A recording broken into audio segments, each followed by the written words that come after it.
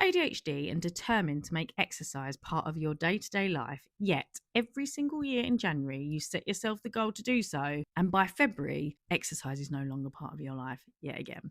I hear you. If you would have told me 10 years ago that I was going to be getting up at the time I was getting in when I was partying to move my body, I would never have believed you. But here I am, 10 years later, I've still managed to find consistency with my morning exercise routine. Here are my 3 tips in supporting you change your story when it comes to exercise and ADHD. Number 1, ask yourself why without using the words don't, won't, basically without focusing on what you don't want and instead focusing on what you do want. For example, instead of saying, I want to exercise because I don't like the way I look or feel at the moment, instead, what do you want to feel like? I want to exercise because I want to be able to move well into old age and make the most of the time I have here. The reason this is so important is our brains need meaning in order to step forward, and our brain gets a lot of dopamine from negative stories.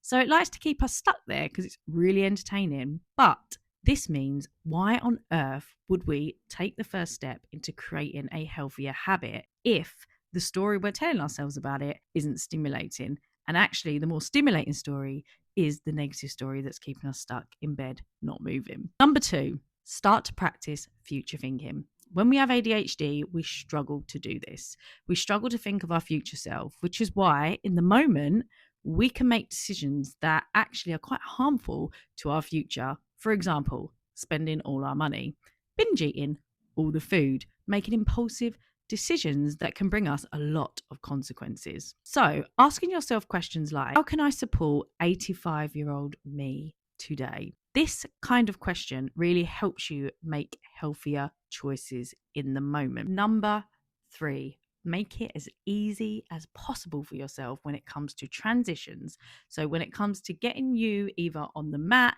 in the gym, to the class, how can you make it as easy and seamless as possible? For example, what I did when I first started my morning routine was I slept in my gym gear every single day for 3 months. So that was one thing I didn't have to think about the next day. Gross, maybe, but it worked. But most of all, know that failure is not fatal. Each and every time you find yourself losing consistency with your new exercise routine, do everything you can to prevent yourself from falling into that shame spiral. From shame, nothing good happens, and failure is just information that you can use to make your next revision. Exercise and moving your body should be something fun and something that feels authentic to you, not something that you should be doing, but something you want to do and enjoy doing.